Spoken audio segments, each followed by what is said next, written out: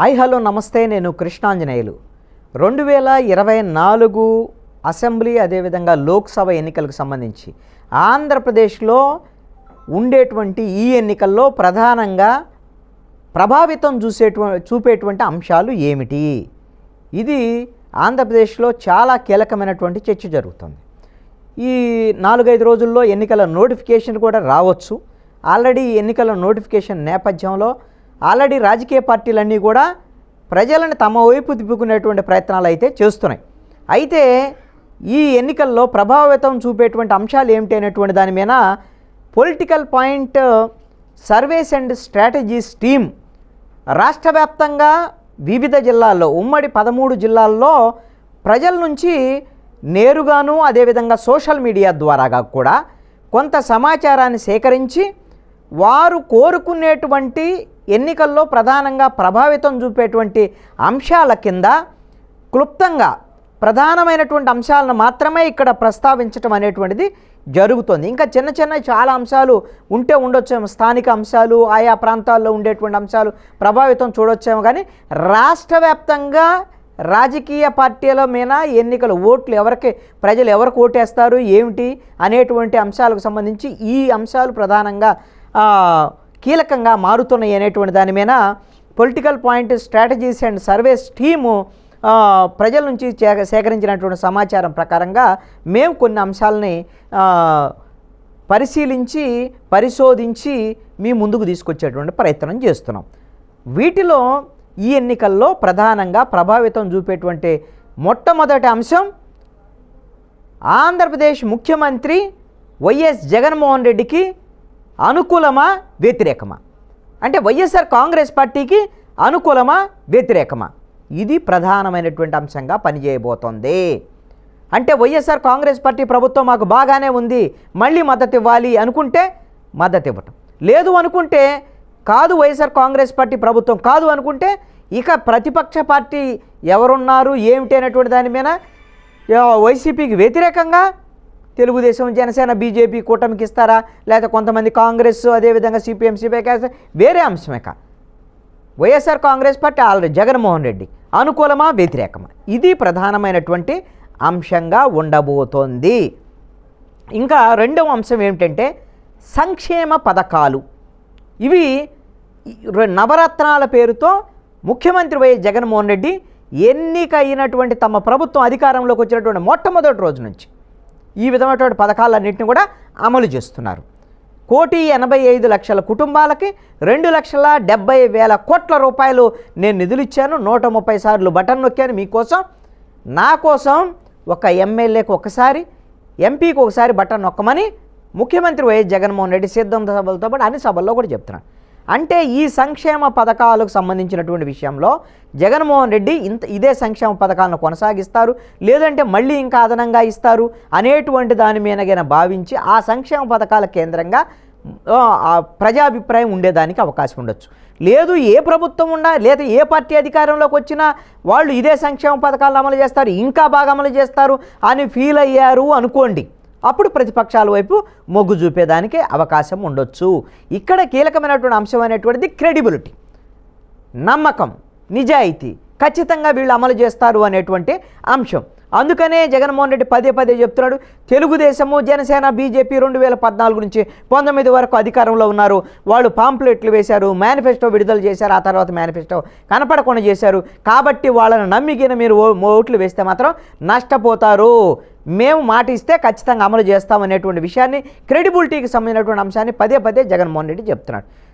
Telugu Desam party కూడా మేము super 6 పథకాలను అమలు చేస్తున్నాం, ఇంకొక ఫార్మేట్లో రూపంలో నవరత్నాలను అమలు చేస్తున్నాం, ఇంతకన్నా గొప్ప సంక్షేమ పథకాలను అమలు చేస్తాము అనేటువంటి విషయాన్ని తెలుగుదేశము, జనసేన, ఇప్పుడు బీజేపీ కూటమి కూడా చెప్పబోతుంది. మరి ఎవరు తింటారు, ఎవరు నమ్ముతారు అనేటువంటిది కీలకమైన. ఇక మూడవ అంశం, పథకాలు కొనసాగుతాయా రద్దు అవుతాయా. ఇది కూడా అంటే ప్రభుత్వం కింద మారితే, ఇదే ప్రభుత్వం ఉందనుకోండి, వీళ్ళు ఇంతకన్నా ఎక్కువ పథకాలను ఇస్తామనేటువంటి అంశంగా వీళ్ళు చెప్తున్నారు. అయితే ఇక్కడ రద్దు అవుతాయా ఉంటాయా, ఈ అంశం కూడా ఈ ఎన్నికల్లో చాలా కీలకంగా పనిచేసేటువంటి అంశమే. ముఖ్యమంత్రి జగన్మోహన్ రెడ్డి సిద్ధం సభల్లో తెలుగుదేశము జనసేన బీజేపీకి వస్తే ఈ పథకాలన్నీ రద్దు అవుతాయి, వాలంటీర్లు విధానం రద్దు అవుతుంది, మీ ఇంటికి వచ్చే పెన్షన్ అందదు, ఇలాంటివన్నీ కూడా చెప్తున్నటువంటి పరిస్థితి ఉంది. నిజమా కాదా అనేటువంటిది ప్రజలు నిర్ణయించుకుంటారు. అందుకని ఈ పథకాలు రద్దు అవుతాయేమో ఒకవేళ వైఎస్ఆర్ కాంగ్రెస్ పార్టీ రాకపోతే అనేటువంటి భయంగానే ఉందనుకోండి, ఈ పథకాలు కావాలని కోరుకునేటువంటి వైఎస్ఆర్ కాంగ్రెస్ పార్టీకి వేసాను.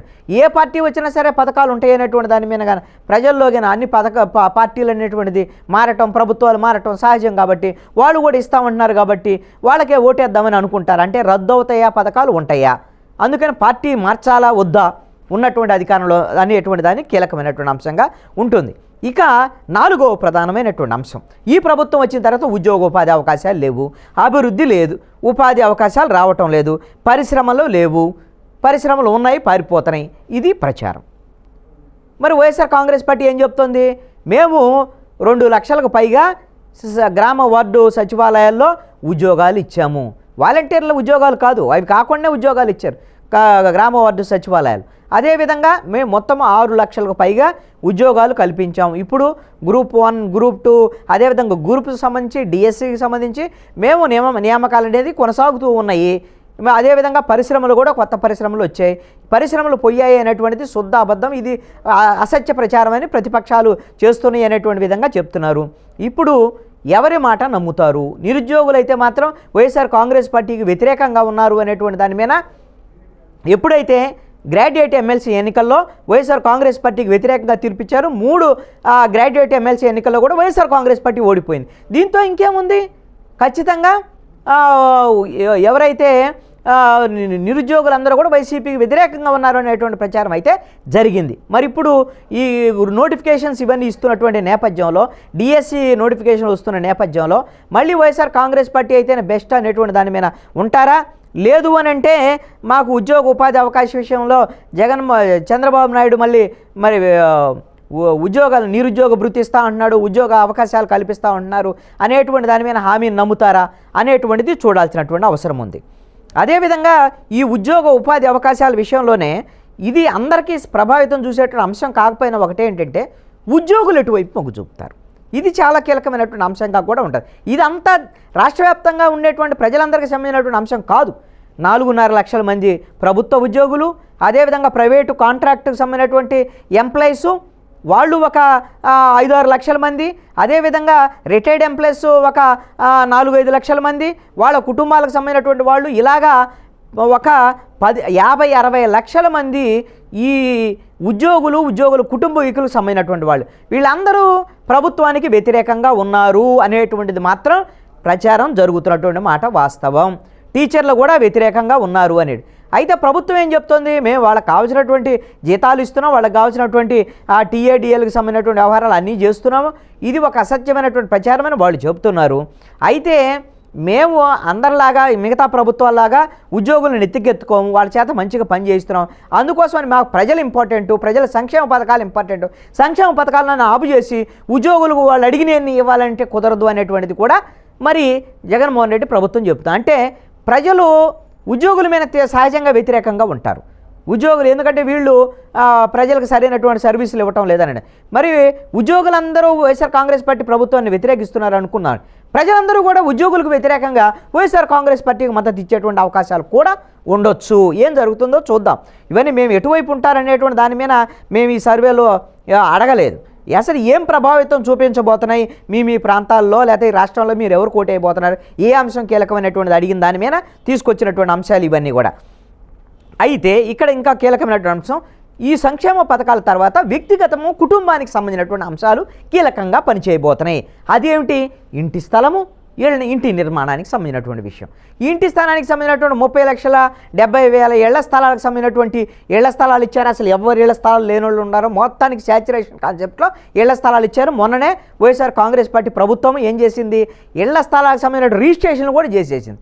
ఈ ఇళ్ల నిర్మాణానికి సంబంధించినటువంటి విషయంలో మాత్రం ఈ 30,70,000లో కేవలము 5 లక్షల ఇళ్ల నిర్మాణం మాత్రమే జరిగింది.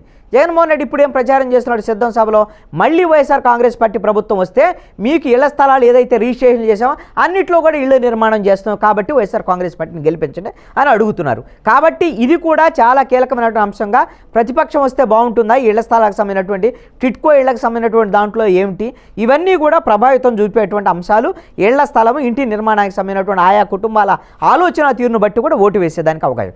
ఇక వ్యక్తిగతమైనటువంటి అంశాల్లో కుటుంబాలకు సంబంధించినటువంటిది, పిల్లలకు సంబంధించినటువంటి విద్య, పాఠశాలలు, అదేవిధంగా ఇంగ్లీష్ మీడియము విద్యా విధానంలో ఆంధ్రప్రదేశ్ ప్రభుత్వం తీసుకొచ్చినటువంటి మార్పులు, పాఠశాలలో నాడు నేడు మార్పులకు సంబంధించినటువంటి అంశాలు, ఇవన్నీ కూడా మరి పాఠశాలలో నాడు నేడు పాఠశాలలు, ప్రభుత్వ పాఠశాలలో కార్పొరేట్ పాఠశాలలకు ధీటుగా వెళ్తున్నటువంటి తీరు, ఇవన్నీ గిన గమనిస్తే మరి ఈ డెవలప్మెంట్స్ ఇవన్నీ గిన ఖచ్చితంగా గిన ఇంగ్లీష్ మీడియము, పేదలందరూ కూడా ఇంగ్లీష్ మీడియంలో చదువుకోవటం, దీన్ని ప్రతిపక్ష పార్టీలు వ్యతిరేకిస్తున్నాయి అనేటువంటి విధంగా వైఎస్ఆర్ కాంగ్రెస్ పార్టీ చెప్తోంది.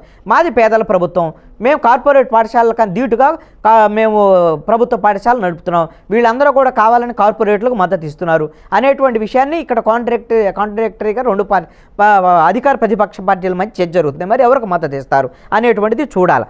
ఇక వ్యక్తిగతం, కుటుంబానికి సంబంధించినటువంటి విషయాల్లో ఆరోగ్యం కూడా చాలా కీలకమైనటువంటిది. ఆరోగ్యం అనేటువంటిది ఎందుకోసమనంటే ఈ రోజున ఒక మనిషి అనారోగ్యం పాలైతే సామాన్యులు కార్పొరేట్లు వైద్యాన్ని పొందేటువంటి పరిస్థితులు ఈ రోజున లేవు. కార్పొరేట్ ఆసుపత్రులకు వెళ్ళి వైద్యం చేయించుకునేటువంటి పరిస్థితులు లేవు. ఈ నేపథ్యంలో ఈ ప్రభుత్వము ఆరోగ్యశ్రీ పేరుతో ఇప్పటి వరకు 5 లక్షల వరకు లిమిట్ ఉన్నటువంటి దాన్ని 25 లక్షల లిమిట్కి పెంచారు. మీరు గమనిస్తే తెలంగాణ ప్రభుత్వం మొన్న తెలంగాణలో కాంగ్రెస్ ఎన్నికల సమయంలో 5 లక్షల నుంచి 10 లక్షల లిమిట్ పెంచుతామని అంటే అది ఎన్నికల హామీగా ఇస్తే అక్కడ కాంగ్రెస్ పార్టీకి మద్దతు ఇచ్చినటువంటి పరిస్థితి ఉంది. ఆంధ్రప్రదేశ్లో మాత్రం ఇప్పుడు 5 లక్షలని 25 లక్షలు చేస్తామని చెప్పేసి హామీ ఇచ్చినటువంటి పరిస్థితి, అది అమలు కూడా జరుగుతోంది ఇప్పుడు. దీంతో పాటుగా 104, 108 అర్బన్ హెల్త్ సెంటర్సు, అదేవిధంగా గ్రామీణ హెల్త్ సెంటర్సు, అదేవిధంగా ఫ్యామిలీ డాక్టర్ కాన్సెప్టు, ఊరికి వారంలో 1-2 రోజులు డాక్టర్సే వెళ్ళి వైద్యం చేయటం, పరీక్షలు చేయటం, ఇవన్నీ కూడా ప్రభుత్వానికి సానుకూలమైనటువంటి అంశాలు. కాబట్టి ఈ విషయంలో మరి ఆరోగ్యశ్రీ విషయంలో మరి ప్రతిపక్షాలు ఏం హామీ ఇస్తే ఏంటి అనేటువంటిది కూడా మరి కీలకమైనటువంటి అంశంగా ఉంటుంది. ఇక తర్వాత 9వ అంశంగా డబ్బు ప్రధానమైనటువంటి రాజకీయాలు ఉన్నాయి. డబ్బులు ఎవరి ఎన్నికల్లో ఎదజల్లేటువంటి అవకాశం ఉంటుంది. ఓటుకి ఎంత పెడతారు, రాజకీయ ప్రచారానికి ఎంత పెడతారు, ఎంత డబ్బులు ప్రభావం ఉండబోతున్నాయి, ఎంత ఖర్చు చేయబోతున్నారు అభ్యర్థి. ఈ మొన్నటి వరకు ఓటుకు 2,000 రూపాయల చొప్పున కొనుగోలు చేశారు. మొన్న తెలంగాణ ఎన్నికల్లో 2,000 నుంచి 5,000కు పోయింది. ఖమ్మం లాంటి నియోజకవర్గాలు, ఖమ్మం లాంటి జిల్లాల్లో కొన్ని చోట్ల 10,000 రూపాయలు ఇచ్చినటువంటి పరిస్థితి కూడా ఉందని చర్చ జరుగుతోంది. మరి అది ఎంత ఆచరణ సాధ్యమైంది, నిజంగా కాదో కూడా తెలియదు. కానీ డబ్బు ప్రధానమైనటువంటి ఆ డబ్బు పాత్ర కూడా కీలకమైనటువంటి అంశంగా ఉండబోతుంది. ఏ పార్టీ ఎంత డబ్బుల్ని పంపిణీ చేయబోతుంది, ఎంత ఓటుకి ఎంత ఇవ్వబోతుంది, ఇది కూడా కీలకమే. ఖచ్చితంగా ఇది ప్రధానమైనటువంటి చూపించండి. ఇక 10వ అంశంగా రాజధాని అంశం. అమరావతి రాజధాని ఉండాలి అనేటువంటిది తెలుగుదేశం, జనసేన, బీజేపీ కూటమి అంటుంది. లేదు, 3 ప్రాంతాలు అభివృద్ధి చెందాలి, 3 రాజధానులు ఉండాలి, మాకు విశాఖపట్నమే రాజధానిగా ఉంచుతాము, విశాఖ రాజధాని కాబోతుంది, నేను అక్కడే 2వసారి ముఖ్యమంత్రిగా ప్రమాణ స్వీకారం చేయబోతున్నానని జగన్మోహన్ రెడ్డి చెప్పాడు. అంటే మేము 3 ప్రాంతాలు 3 రాజధానులు కట్టుబడి ఉన్నామని జగన్మోహన్ రెడ్డి, వైఎస్ఆర్ కాంగ్రెస్ పార్టీ ఆ ఎజెండా మీద వెళ్తుంది. మరి అమరావతి రాజధానికి ప్రజలు మొగ్గు చూపుతారా, 3 రాజధానుల వైపు మొగ్గు చూపుతారా అనేటువంటిది తేలాల్సినటువంటి అంశం. ఇది కూడా 10వ అంశంగా ఉండేటువంటి దానికి అవకాశం ఉంది. ఇక 11వ అంశంగా ప్రత్యేక హోదా, విభజన హామీలకు సంబంధించి ఈ రాష్ట్రానికి తీవ్రమైన, ఎందుకు 11వ అంశంగా వెళ్ళింది అంటే ఈ రాష్ట్రానికి చాలా కీలకం ఇది, నో డౌట్, ఎలాంటి కాదంటే ఇప్పటి వరకు వచ్చిన ఎన్ని ఆ వ్యక్తిగతం, తనకి, తన కుటుంబానికి, తన కుటుంబంలో ఉండే పిల్లలు, తన ఆరోగ్యం, ఇలాగా వ్యక్తిగతమైన కుటుంబ అవసరాలు, వీటికి సంబంధించినటువంటి అంశాలుగా ఉన్నాయి. ఆ తర్వాత రాజధాని వచ్చింది, ఆ తర్వాత ప్రత్యేక హోదా, విభజన హామీలకు సంబంధించినటువంటి విషయము వచ్చినటువంటి పరిస్థితి ఉంది. మరి ఈ విషయంలో ప్రత్యేక హోదా ఏంటి, విభజన హామీలు ఏమిటి, మరి కేంద్రంలో అధికారంలో ఉండేటువంటి బీజేపీ అన్యాయం చేసింది, ఆ బీజేపీతో తెలుగుదేశం, జనసేన పొత్తు పెట్టుకున్నది. మరి ఇలాంటి పరిస్థితుల్లో మరి బీజేపీతో పొత్తు పెట్టుకున్నటువంటి తెలుగుదేశం, జనసేనకి మద్దతు ఇస్తారా? లేదు అని అంటే ఈ ప్రత్యేక హోదా, విభజన హామీల విషయంలో కేంద్రంతో సానుకూలంగా ఉండి పోలవరానికి నిధులు తీసుకొచ్చేటువంటి ప్రయత్నం ఇవన్నీ చేశామని చెప్తున్నటువంటి వైఎస్ఆర్ కాంగ్రెస్ పార్టీకి మద్దతు ఇస్తారా, ఏమిటి అనేటువంటిది తేలాల్సినటువంటి అంశం. అయితే ఆంధ్రప్రదేశ్లో ఉండేటువంటి అన్ని పార్టీలు ఈ రోజున ప్రధానమైనటువంటి ప్రాంతీయ పార్టీలు వైఎస్ఆర్ కాంగ్రెస్ పార్టీ, తెలుగుదేశం, జనసేన ఈ 3 పార్టీలు కేంద్రంలో ఉండేటువంటి బీజేపీకి వ్యతిరేకంగా అయితే లేరు. వాళ్ళతో ముగ్గురు మంచిగానే ఉన్నారు. కాబట్టి పోట్లాడి తెస్తామని చెప్పేటువంటి వాళ్ళు లేరు. కాంగ్రెస్ పార్టీ మాత్రమే ఇక్కడ ఆ విధమైన చెబుతుంది. కాంగ్రెస్ పార్టీకి మరి వాళ్ళని నమ్మి ఓట్లు వేసేటువంటి పరిస్థితి ఉంటుందా లేదా అనేటువంటి విషయం చూడాల్సిన. ఇక 12వ అంశంగా రోడ్లు అభివృద్ధికి అసలు రోడ్లు లేవు, మొత్తం గుంతలు పడ్డాయి, అసలు రోడ్లు అసలు వేసినటువంటి పరిస్థితి లేదు, అసలు అభివృద్ధి లేదు అనేటువంటి విధంగా ఇక్కడ అంశంగా ప్రతిపక్షాలు విమర్శలు చేస్తున్నాయి. వైఎస్ఆర్ కాంగ్రెస్ పార్టీ ఏం చెప్తుంది, గత ప్రభుత్వం ఇన్ని కిలోమీటర్లు వేసింది, R&B రోడ్లు, అంతర్గత రోడ్లు, స్టేట్ హైవేస్ మేము అంతకన్నా ఒక 10 కిలోమీటర్లు అదనమే వేసామనేటువంటిది వీళ్ళు ఒక లెక్కలు చెప్తున్నారు. ఇద్దరు లెక్కలు ఎవరు చెప్పుకున్నది ఏం నమ్ముతారు ఏంటి? ప్రజలు ఇది అనుభవిస్తున్నారు. వాళ్ళు ఏదైతే రోడ్లు బాగలేవు అనేటువంటిది మాత్రం ఎంతో కొంత నిజం ఉంది. రోడ్లు బాగాలేదు, రోడ్ల మీద అంత శ్రద్ధ పెట్టలేదు అనేటువంటిది ఉంది. ఆ డెవలప్మెంట్ విషయంలో కూడా కొంత అశ్రద్ధ ఉంది. ప్రభుత్వం వైపు నుంచి సంక్షేమం మీద దృష్టి సారించినట్టుగా అభివృద్ధి లేదు అనేటువంటిది కూడా ఉంది. కానీ వైఎస్ఆర్ కాంగ్రెస్ పార్టీ ప్రభుత్వం ఏం చెబుతుంది? అభివృద్ధి అంటే ఏంటి? పెద్ద పెద్ద బిల్డింగులు కట్టడం, ఏదో ఇది చేయటమా? లేకపోతే ప్రతి ఊరికి మేము గ్రామ వార్డు సచివాలయం బిల్డింగ్ కట్టాం, అదేవిధంగా రైతు భరోసా కేంద్రాలు కట్టాం, ఇవన్నీ అభివృద్ధి కాదా అనేటువంటి విధంగా వాళ్ళు ప్రశ్నిస్తున్నారు. ఇది కూడా చాలా కీలకమైనటువంటి అంశం. ఇక్కడే ఇంకొక అంశాన్ని కూడా మనం మాట్లాడుకోవాలి. అదేంటి అంటే వైఎస్ఆర్ కాంగ్రెస్ పార్టీ ప్రభుత్వం తీసుకొచ్చినటువంటి విధానం. ఆ విధానం ఏమిటంటే ఆ పాయింట్ గ్రామ వార్డు వాలంటీర్ల వ్యవస్థ, అదేవిధంగా సచివాలయాలు, ఈ పరిపాలన మొత్తాన్ని కూడా ప్రజల దగ్గరకు తీసుకొచ్చినటువంటి విధానం. ఇదంతా కూడా ఖచ్చితంగా తమకు ఓటు తెచ్చిపెడుతుంది. మేము ప్రజల వద్దకు పాలన తీసుకొచ్చాం. గతంలో ఎంఆర్ఓ ఆఫీసుల చుట్టూ, ఎండిఓ ఆఫీసుల చుట్టూ తిరిగేటువంటి పని లేకుండా ఒక్క వాలంటీర్కి మీ సమస్య ఉందని చెప్తే వాళ్ళకు ఒక అప్లికేషన్ రాసిస్తే అసలు వాళ్ళే రాసుకుంటారు. మొత్తము వాళ్ళకు అర్హత ఉన్నటువంటి ప్రతి ఒక్కళ్ళకు కూడా సంక్షేమ పథకాలు, అదేవిధంగా ప్రభుత్వ పథకాలు వచ్చేటువంటి విధంగా చేస్తున్నాం. ప్రభుత్వ పాలనని మేము దగ్గరకు తీసుకొచ్చాం అనేటువంటి ఇది అసలైనటువంటి అభివృద్ధి అనేటువంటిది చెప్తున్నారు. అంటే వాలంటీర్ల వ్యవస్థ కూడా కీలకం కాబోతున్నాం, గ్రామ వార్డు సచివాలయాలు కూడా కీలకం కాబోతున్నాయి. అందుకని మరి ప్రతిపక్ష పార్టీలు ఏం చెప్తున్నాయి? మేము వాలంటీర్ల వ్యవస్థను తీసేయం, వాలంటీర్ల వ్యవస్థ ఉంటుంది, వాళ్ళను కొనసాగిస్తాం అనేటువంటి విధంగానే ఇప్పుడు ప్రతిపక్షాలు వాళ్ళు చెప్తున్నారు. మొన్నటి వరకు వాలంటీర్ల మీద విమర్శలు చేశారు, ఇప్పుడు ప్రతిపక్షాలు కూడా కొనసాగిస్తూ ఉన్నాయి. ఆల్రెడీ వాలంటీర్ల వ్యవస్థను కొనసాగిస్తున్నటువంటి మరి వైఎస్ఆర్ కాంగ్రెస్ పార్టీకి మద్దతు ఇస్తారా? మరి ప్రతిపక్షాల్లో ఇచ్చేటువంటి మాటను నమ్మి వాళ్ళకు మద్దతు ఇస్తారా? చూడాల్సినటువంటి అవసరం ఉంది. ఇంకా ఆ తర్వాత వచ్చేటువంటి అంశాల్లో తెలుగుదేశం పార్టీ ఈ 4.5 సంవత్సరాల పాటు తెలుగుదేశానికి సంబంధించిన అనుకూల మీడియాలో పెద్ద వార్తల కింద వచ్చినటువంటి అంశాలు వివేకానంద రెడ్డి హత్య కేసు. ఈ హత్య కేసు బాబాయిని హత్య చేశాడు, చెల్లికి అన్యాయం చేశాడు, షర్మిలకు అన్యాయం చేశాడు, ఆవిడ కాంగ్రెస్ పార్టీలో చేరింది, ఇలాంటి అనేకమైనటువంటి విమర్శలు ఇవన్నీ కూడా జగన్మోహన్ రెడ్డి మీద, వైఎస్ఆర్ కాంగ్రెస్ పార్టీ మీద. ఇది కేవలం వివేకానంద రెడ్డి హత్య కేసు సంబంధించిన ఇది పోయిన ఎన్నికలకు ముందు జరిగింది. ఇప్పుడు అయితే ఈ ఎన్నికల్లో అంత పెద్ద ప్రభావం రాష్ట్ర వ్యాప్తంగా ఉండదు అనేటువంటిది ఉంది. అక్కడక్కడ కొంతమంది చెప్పారు వివేకానంద రెడ్డి హత్య కేసుకు సంబంధించినటువంటి అంశం కూడా ఎన్నికల్లో ప్రభావం ఉంటుంది అనేటువంటి విషయాన్ని కూడా కొంతమంది చెప్పారు. ఇక మేనిఫెస్టోలు, ఈ మేనిఫెస్టోలు కూడా అసలు ఈ ఎన్నికల్లో ఏం చేయబోతున్నాం, ఆ పార్టీలు ఏం చేయబోతున్నాయి అనేటువంటిది మేనిఫెస్టోలో ప్రతిబింబించేటువంటి అంశం. వైఎస్ఆర్ కాంగ్రెస్ పార్టీ ఏం చెప్తుంది? మేము ఒక పేజీలో బైబులు, ఖురాను, అదేవిధంగా భగవద్గీతలాగా ఒక్క పేజీలో మేము మేనిఫెస్టో పెడతాం, దాన్ని అమలు చేసేవి నేను చెప్తాను, మేము ఇచ్చాము అంటే ఖచ్చితంగా అమలు చేసి తీరుతాం అని జగన్మోహన్ రెడ్డి అంటున్నారు. గతంలో తెలుగుదేశం మేనిఫెస్టోలు పెట్టి వాళ్ళు కనపడలేకుండా చేశారు, వాళ్ళని నమ్మొద్దు అనేటువంటి జగన్మోహన్ రెడ్డి. వీళ్ళేం చెబుతున్నారు? ఈ సూపర్ 6 పేరుతో మేనిఫెస్టో తెలుగుదేశం పార్టీ ఇప్పటికే బయటకు వదిలింది. అదేవిధంగా జనసేన కొన్ని అంశాలను ముందు దాంట్లో చేరుస్తుంది. ఈ మేనిఫెస్టో సభ 17వ తేదీన తెలుగుదేశం, జనసేన, బీజేపీ మేనిఫెస్టోని రిలీజ్ చేయబోతుంది. వైఎస్ఆర్ కాంగ్రెస్ పార్టీ ఇంకా మేనిఫెస్టో రిలీజ్ చేయలేదు. ఒక ఆకర్షణీయమైనటువంటి ఇంకా కొన్ని పథకాలను చేర్చి మేనిఫెస్టోతో ముందుకు రాబోతుంది. ఈ మేనిఫెస్టోల ప్రభావం అత్యధికంగా ఉండేదానికి అవకాశం, ఖచ్చితంగా ప్రజల మీద ప్రభావితం చూపించేదానికి అవకాశం ఉంటుంది. ఇక తర్వాత అంశము అధికార ప్రతిపక్ష పార్టీల బలాలు, బలహీనతలు. అధికార పక్షానికి ఉండేటువంటి బలం ప్రతిపక్షాలకి ఇబ్బందికరంగా మారచ్చు, బలహీనతగా మారచ్చు.